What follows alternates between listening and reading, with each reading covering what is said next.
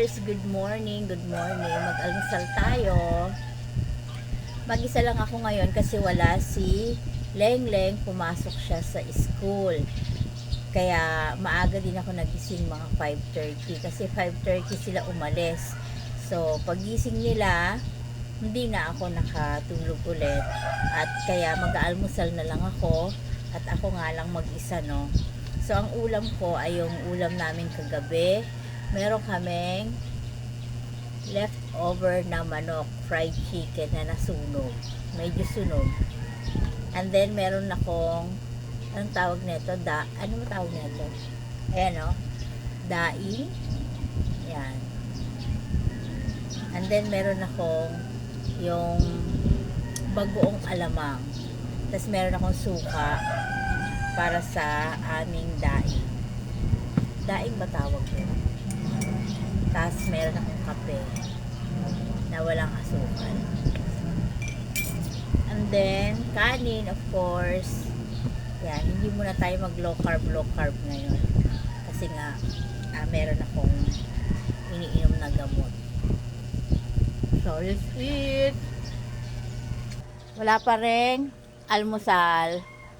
Ay, hindi, binigyan ko na siya ng ng manok kanina. Nauna na siya. Ayan, o. Very, loyal yan sa akin. Ako magpunta, doon din siya sa tabi ko. Kaya sa pagtulog, doon siya sa baba, ako sa taas. Kahit siya lang magpunta. Tapos, nalinis ko na rin pala yung aming yan, sahig. Kasi dyan sila tumatait, tsaka umiihi. Kaya nilinis ko muna yan. Yan. Tsaka ako nag-almusal. Yan, malinis muna yan. Nilinis ko muna yan, tsaka ako nag-almusal. Kaya, yan. Let's eat. Almusal tayo. Ano almusal niyo dyan?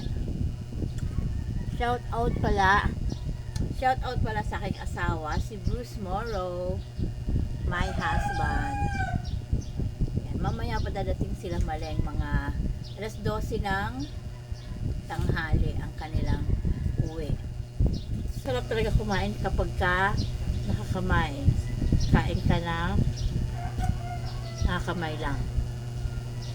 Yan, kadalasan niya ng way ng pagkain ng mahihirap. Kasi lasang-lasa mo yung pagkain at saka yung kamay mo. Yun lang. Blue.